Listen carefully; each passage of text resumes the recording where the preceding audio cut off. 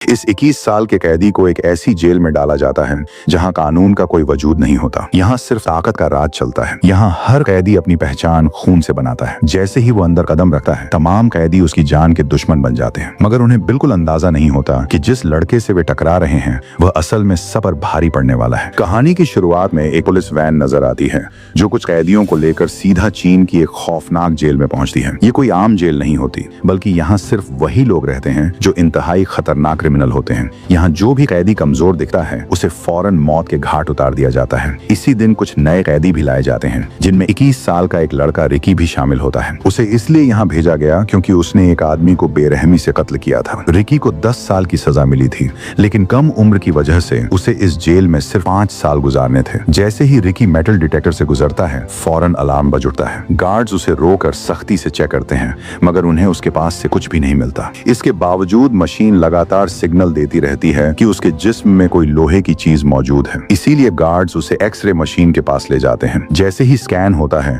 सबकी आंखें फटी की फटी रह जाती हैं, क्योंकि उसके सीने के अंदर एक नहीं बल्कि 5 गोलियां फंसी होती हैं। ये देखकर गार्ड्स हैरान रह जाते हैं कि एक इंसान के जिस्म में इतनी गोलियां होने के बावजूद वह बिल्कुल ठीक ऐसे खड़ा है। जब उससे पूछा जाता है कि उसने इन्हें निकलवाया क्यों नहीं, तो रिकी आराम से जवाब देता है कि ये गोलियां उसकी ताकत का हिस्सा हैं, इसलिए उसने इन्हें रहने दिया। आगे दिखाया जाता है कि यह जेल 4 अलग अलग हिस्सों में बंटी हुई है और हर हिस्सा एक खतरनाक कैदी के कब्जे में है। ये चारों अपने अपने इलाकों के बादशाह हैं, जो चाहे करते हैं और जिसे चाहे सजा देते हैं। हर ब्लॉक का लीडर अपनी मर्जी के बगैर किसी को सांस लेने तक की इजाजत नहीं देता। जेल का हर कोना जुल्म, डर और खून से भरा हुआ होता है। सुबह होते ही सभी कैदी अपने अपने कामों में मशरूफ होते हैं। तभी वहाँ एक कैदी आता है जिसका नाम सैमुअल होता है। वह वेस्ट ब्लॉक का लीडर होता है। आते ही वह एक बूढ़े कैदी विंग को बुरी तरह पीटना शुरू कर देता है, क्योंकि उसने उसकी बात नहीं मानी होती। दरअसल विंग ने अपनी पूरी जिंदगी इसी जेल में गुजार दी होती है और अब उसे बाहर निकलने की कोई उम्मीद नहीं होती।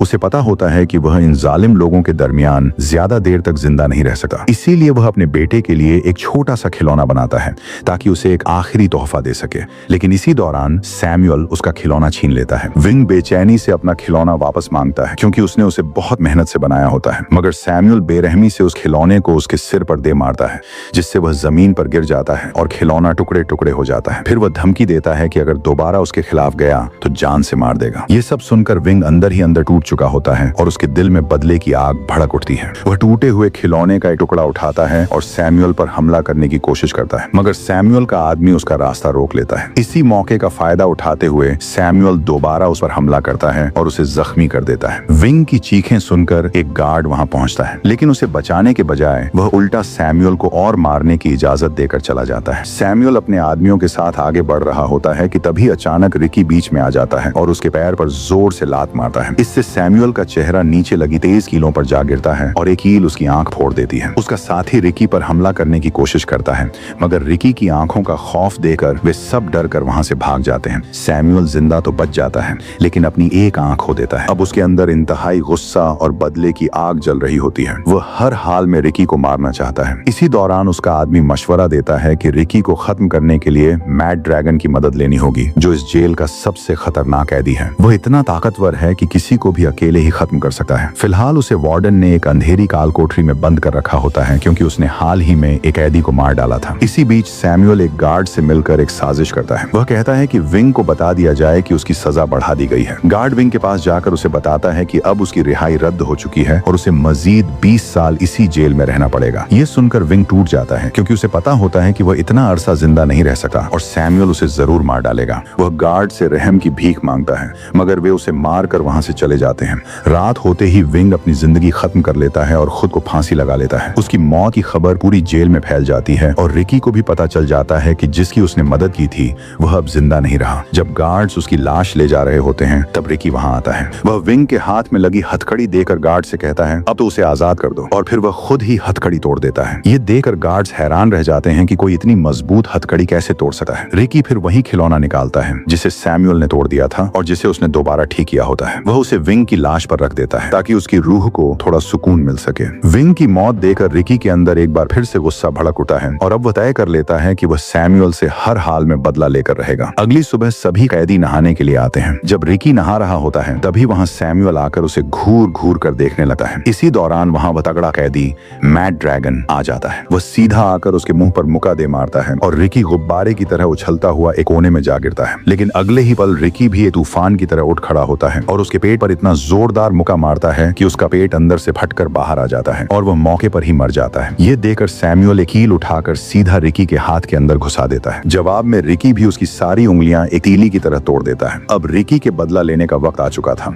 वह मौके का फायदा उठाकर एक मुक्का सीधा सैमुअल के पेट से आर पार कर देता है और आखिरकार सैमुअल का काम वहीं तमाम हो जाता है। सामने खड़े कैदी ये सब देखकर अपने होश खो बैठे हैं। इसी दौरान गार्ड्स आकर उसे वहां से पकड़ कर ले जाते हैं। तभी वहां एक कैदी नरोमी, जो नॉर्थ ब्लॉक का लीडर था, उसके पास आता है। वह रिकी के अंदर अपना डर बिठाने आया था, लेकिन जब उसने रिकी के हाथों मैड ड्रैगन को मरते देखा तो वह चूहे की तरह डर कर उसे अपना दोस्त बनाने के लिए कहता है।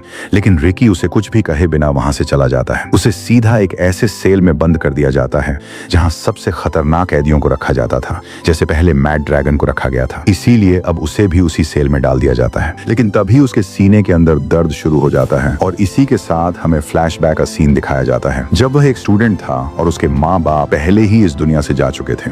वह अपने माँ बाप की कब्र पर आता है तो वहां उसके सामने उसका मास्टर जैंग खड़ा होता है, जो बचपन में उसे मार्शल आर्ट की ट्रेनिंग देता था। मास्टर उसे अपनी ताकत दिखाने के लिए कहता है, लेकिन जैसे ही वह मास्टर पर हमला करता है, मास्टर उसे एक ही झटके में नीचे गिरा देता है। तब मास्टर उसे बताता है कि तुम अभी पूरी तरह मास्टर नहीं बने हो, तुम्हारे अंदर अभी भी एक कमी है जिसे तुम्हें पूरा करना होगा। इसीलिए उसी दिन मास्टर उसे ट्रेनिंग देना शुरू कर देता है। यहाँ मास्टर रिकी से कहता है कि सबसे पहले तुम्हें अपने दिमाग पर कंट्रोल करना होगा, फिर तुम्हें अपने दिमाग से सारा गुस्सा और नफरत बाहर निकालनी होगी। मास्टर उसके सामने एक पत्थर रखकर कहता है, अपने पूरे दिमाग को कंट्रोल करके इसे तोड़ कर दिखाओ। इसके बाद रिकी खुद को पूरी तरह कंट्रोल करता है और वहां रखे पत्थर को एक कागज की तरह चीर देता है। ये देखकर मास्टर वहां उस पर पत्थरों की बारिश कर देता है। आगे से रिकी भी उन्हें ऐसे चीर देता है जैसे कोई तूफान हो। आखिर में मास्टर सबसे बड़ा पत्थर उठाकर सीधा उसके सीने पर दे मारता है, लेकिन रिकी उसे भी आसानी से तोड़ देता है। अब यहाँ मास्टर को समझ आ जाता है कि रिकी अपने आप पर पूरी तरह कंट्रोल करना सीख गया है और अब उसे आगे किसी ट्रेनिंग की जरूरत नहीं है। इसके बाद सीन शिफ्ट होता है और हमें रिकी दिखाया जाता है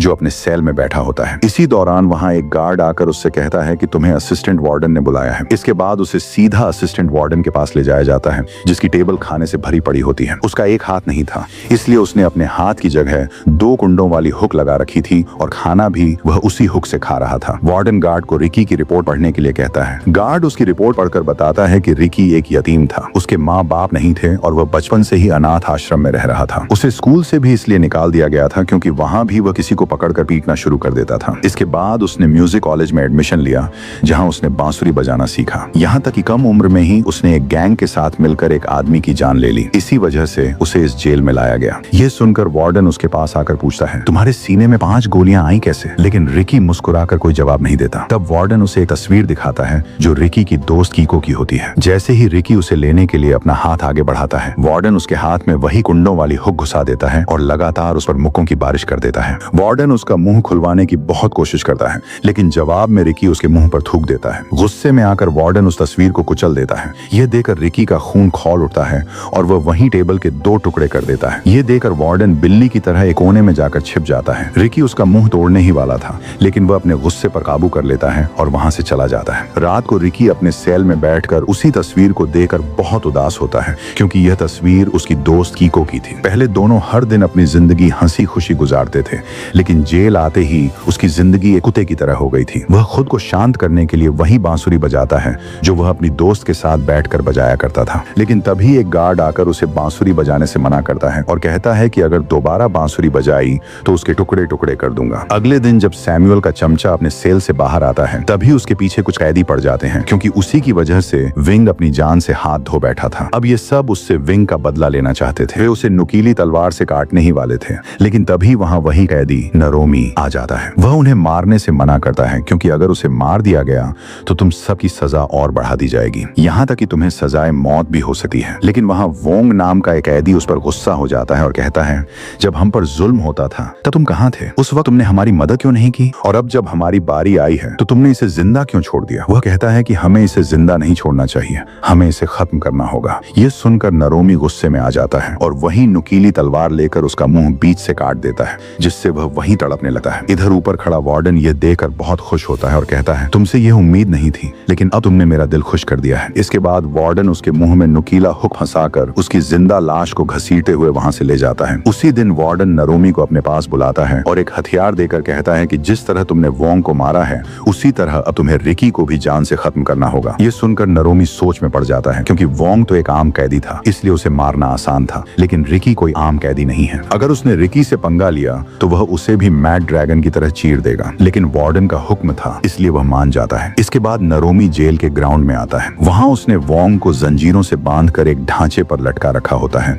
ताकि उसे तड़पता हुआ देखकर बाकी कैदियों के दिलों में खौफ और बढ़ जाए और कोई भी दोबारा उसके खिलाफ खड़े होने की हिम्मत न करे। वहां उसकी बॉडी को देखकर रिकी को बहुत बुरा लगता है। इसी दौरान नरोमी उस पर हमला कर देता है और दोनों के बीच जबरदस्त लड़ाई शुरू हो जाती है। मौका मिलते ही नरोमी उसे जोरदार लात मारता है, लेकिन अगले ही पल वह रिकी की आंखों में पिसा हुआ कांच फेंक देता है, जिससे रिकी पूरी तरह अंधा हो जाता है। उसे कुछ भी नजर नहीं आ रहा था। इसी का फायदा उठाकर नरोमी उसके एक बाजू में छुरा घोंप देता है, जिससे रिकी नीचे गिर जाता है। लेकिन तभी रिकी को वहां पानी की पाइपलाइन मिल जाती है। वह तुरंत पाइप तोड़ देता है, जिससे तेज पानी निकलना शुरू हो जाता है। वह अपनी आंखें धो लेता है और एक बार फिर से खतरनाक तूफान बन जाता है। इसके बाद वह नरोमी के सिर पर ऐसा जोरदार थप्पड़ मारता है कि उसकी आंख कंचे की तरह निकलकर नीचे गिर जाती है। इसी दौरान वार्डन भी वहां पहुंच जाता है और नरोमी की हालत देखकर उसका मुंह खुला का खुला रह जाता है। रिकी जल्दी से अपनी नसों को खींचकर एक दूसरे से बांध लेता है और एक बार फिर हमले के लिए तैयार हो जाता है। लेकिन इसी दौरान नरोमी हार मान जाता है और एक चाकू सीधा अपने पेट में घोंप देता है। लेकिन यह उसकी एक चाल होती है। रिकी जैसे ही उसके पास आता है वह अपनी आंतें बाहर निकालकर रिकी के गले में लपेट देता है, लेकिन रिकी उसे उठाकर उसके सिर पर ऐसा मुक्का मारता है कि उसकी सारी हड्डियां टूटकर चूर चूर हो जाती हैं और उसका काम वहीं खत्म हो जाता है। इसके बाद रिकी वोंग की बॉडी नीचे उतारता है, लेकिन तब तक देर हो चुकी होती है और वोंग मर चुका होता है। ये देखकर रिकी सभी कैदियों से कहता है कि इस बेगुनाह की मौत का जिम्मेदार वार्डन है,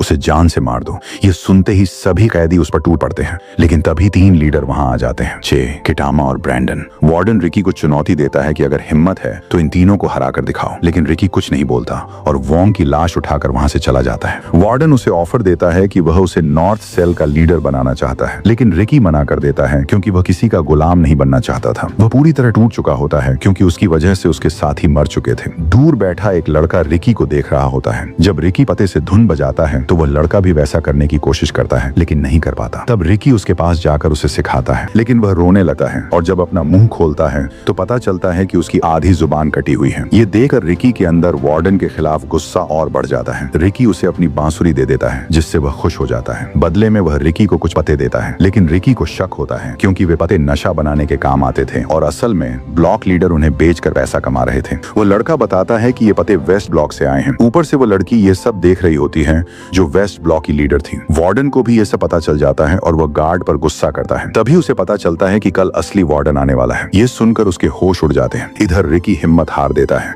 लेकिन तभी उसे अपने मास्टर की बात याद आती है कि जब तुम हारने वाले हो तो दुश्मन को कभी अपनी असली ताकत का एहसास मत होने दो। उसे यकीन दिलाओ कि तुम हार गए हो और फिर एक ही बार में अपनी सारी ताकत से हमला करो। रिकी भी वही करता है और दोबारा लड़ने के लिए तैयार हो जाता है, लेकिन तभी ब्रैंडन वहां आ जाता है और रस्सी से हमला करता है, जिसके आगे नुकीली कील लगी होती है। वो लगातार हमला करके रिकी की बॉडी को छलनी कर देता है। इसी दौरान किटामा आकर उसे पकड़ लेता है। वह उसे मारने ही वाला होता है कि तभी वहां अलार्म बजने लगता है और सबको अपने अपने सेल के अंदर जाने का आदेश दिया जाता है। साथ ही चेतावनी दी जाती है कि जो नहीं जाएगा उसे गोलियों से उड़ा दिया जाएगा। लेकिन किटामा उनकी एक भी बात नहीं मानता और रिकी से बदला लिए बिना रुकने वाला नहीं था। इसीलिए गार्ड्स उस पर गोलियों की बरसात कर देते हैं और मौके पर ही सभी वहां से भाग निकलते हैं। किटामा रिकी को एक सेल के अंदर ले आता है। सेल के अंदर आते ही दरवाजा बंद हो जाता है और दोनों तरफ से सीमेंट अंदर भरना शुरू हो जाता है, जिससे वे दोनों सीमेंट में जमकर मरने वाले थे, क्योंकि यह चाल वार्डन की ही थी। वार्डन हर हाल में रिकी का काम तमाम करना चाहता था, लेकिन रिकी मौके पर ही दरवाजा तोड़कर बाहर निकल जाता है और किटामा को भी बाहर खींच लाता है। ये देखकर वार्डन हैरान रह जाता है क्योंकि उसे रिकी से यह उम्मीद नहीं थी कि वह किटामा की मदद करेगा।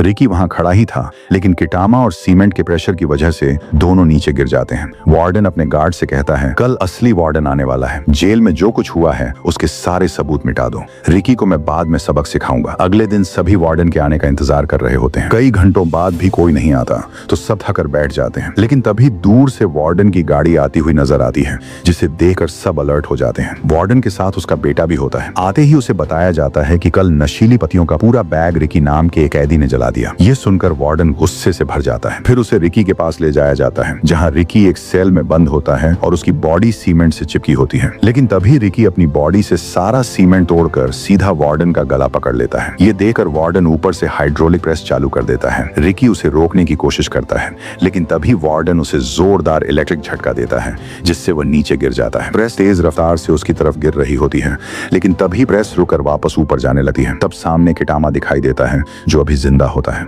वह प्रेस को रोककर रिकी की जान बचाता है, क्योंकि रिकी ने भी उसकी जान बचाई थी। रिकी तुरंत बाहर निकलता है और उसे भी बाहर आने के लिए कहता है, लेकिन किटामा इतना जख्मी होता है कि हिल भी नहीं पाता और प्रेस उसे कुचल देती है। मरते वक्त उसकी एक फोटो गिरती है, जिसमें वह और उसकी माँ होते हैं। यह देखकर रिकी का गुस्सा और बढ़ जाता है। वार्डन एक और बटन दबाता है और रिकी दोबारा एक गड्ढे में गिर जाता है। फिर उसे एक बड़े गड्ढे में जंजीरों से बांध दिया जाता है। वार्डन आकर कहता है, सभी कैदी एक एक करके रिकी पर मिट्टी डालो। 2 कैदी मना कर देते हैं तो वार्डन उन्हें गोली मार देता है। डर के मारे सभी रिकी पर मिट्टी डालने लगते हैं। वार्डन कहता है, अगर तुम 7 दिन तक जिंदा रहे तो तुम्हें छोड़ दिया जाएगा। वह एक बांस भी गाड़ देता है ताकि वह उससे सांस ले सके। रात को सभी कैदी सदमे में होते हैं। कुछ लीडर आकर उस बांस को बंद कर देते हैं ताकि रिकी मर जाए, लेकिन उनके जाते ही रिकी उस बांस को तोड़ देता है। फिर फ्लैशबैक में दिखाया जाता है कि उसकी दोस्त केको स्कूल से घर जा रही होती है। तभी कुछ गुंडे उसका इंतजार कर रहे होते हैं। वह भागने की कोशिश करती है, लेकिन पकड़ी जाती है और उसे बंद कर दिया जाता है। वह बॉस उसे मारना चाहता था, लेकिन वह वहां से भागकर बिल्डिंग से कूद जाती है और मर जाती है। जब रिकी को यह पता चलता है तो वह पूरी तरह टूट जाता है और उस आदमी को ढूंढ कर मार देता है जो उसकी मौत का जिम्मेदार था। इसी जुर्म में उसे जेल भेजा गया था। दूसरी तरफ 7 दिन पूरे हो जाते हैं और रिकी को बाहर निकाला जाता है। सबको लगता है कि वह मर गया होगा, लेकिन वह जिंदा होता है। यह देखकर वार्डन शॉक में आ जाता है। रिकी को फिर से सलाखों में जकड़ दिया जाता है। वार्डन उससे पूछता है, तुम्हारे अंदर कौन सी ताकत है? लेकिन रिकी चुप रहता है। तभी वो लड़की आती है और ब्लेड उसके मुंह में घुसा देती है। फिर वह उसे लगातार थप्पड़ मारती रहती है, जिससे उसका मुंह खून से भर जाता है। इसके बाद वार्डन उसके मुंह से टेप हटा देता है, लेकिन रिकी अपने मुंह में मौजूद सारे ब्लेड उसी पर फेंक देता है, जो जाकर उसके मुंह में घुस जाते हैं। इसके बाद उसे दोबारा अंधेरी सेल में डाल दिया जाता है। उसी दिन एक कैदी चुपके से उसे खाना देने आता है, लेकिन पकड़ा जाता है और वार्डन उसे मार देता है। वार्डन रिकी के सेल में आता है, लेकिन वहां रिकी नहीं होता। असल में रिकी छत से चिपका होता है। जैसे ही वार्डन अंदर आता है, रिकी उस पर हमला कर देता है। बाहर आकर वह उस मरे हुए कैदी को देखता है और उसका गुस्सा फट पड़ता है। वार्डन वहां से भागता है, लेकिन नीचे सभी कैदी उसे घेर लेते हैं और पूरी जेल में जंग शुरू हो जाती है। वार्डन इधर उधर घूम रहा होता है। तभी एक कैदी उससे कुछ बोल देता है तो वह उसका बाजू काट देता है। उसी वक्त रिकी वहां पहुंच जाता है। वार्डन उस पर गोली चलाता है, लेकिन रिकी उसे किसी और के सामने कर देता है और गोली उसी को लग जाती है। तब वो लड़की और ब्रैंडन मिलकर रिकी पर हमला करते हैं। लड़ाई के दौरान रिकी उबलते पानी में गिर जाता है। लड़की उस पर हमला करती है, लेकिन रिकी उसकी टांग तोड़ देता है। ब्रैंडन भागने की कोशिश करता है, लेकिन वार्डन उसे भी गोली मार देता है। अब वार्डन और रिकी आमने सामने होते हैं। रिकी उसे लात मारकर दीवार से टकरा देता है। तभी वार्डन एक बड़ा मॉन्स्टर बन जाता है। उसके पास भी स्पेशल पावर होती है। वह रिकी को बुरी तरह पीटा है, लेकिन रिकी उसे उठाकर ग्राइंडर में फेंक देता है और उसे कुचल देता है। आखिर में रिकी उसका कटा हुआ सिर उठा लेता है। दूसरी तरफ सभी कैदी और गार्ड्स आपस में लड़ रहे होते हैं। तभी रिकी वहां आकर सबको वार्डन का कटा हुआ सिर दिखाते हुए कहता है, तुम सब आजाद हो। इसके बाद वह जेल की दीवार तोड़ देता है और सभी कैदी आजाद हो जाते हैं। यहीं पर यह कहानी खत्म होती है। अगर आपको वीडियो अच्छा लगा हो तो वीडियो को लाइक और चैनल को सब्सक्राइब करना ना भूले। Thanks for watching.